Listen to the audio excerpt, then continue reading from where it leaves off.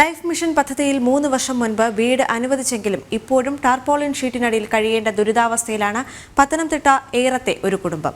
വഴിത്തർക്കത്തെ തുടർന്ന് panchayat stop memo നൽകിയതോടെയാണ് വീട് നിർമ്മാണം മുടങ്ങിയത്. ഇത് പൊന്നമ്മ ടാർപോളിൻ ഷെഡിലാണ് താമസം.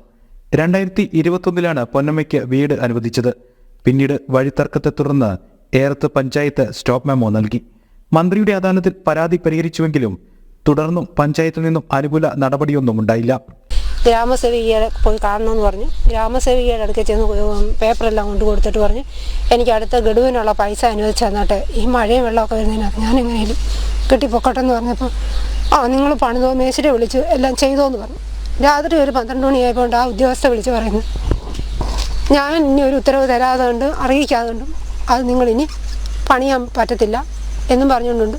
വീണ്ടും സ്റ്റോപ്പ് മെമ്മോയാണെന്നും പറഞ്ഞുള്ള ഒരു പരാതി വീണ്ടും എഴുതി തന്നു. അങ്ങനെ ഈ 2024 എനിക്ക് വീട് ശരിയാകുന്നില്ല. ഞാൻ പിന്നെ ഈ അവസ്ഥയിൽ ഈ കാറ്റും വെയിലും മഴയെല്ലാം കൊണ്ട് ഞാനൊരു പരുവമായി. എനിക്ക് മക്കളോ അല്ലെങ്കിൽ എൻ്റെ ഭർത്താവ് ജീവിച്ചിരിക്കുകയൊന്നും ചെയ്യുന്നില്ല.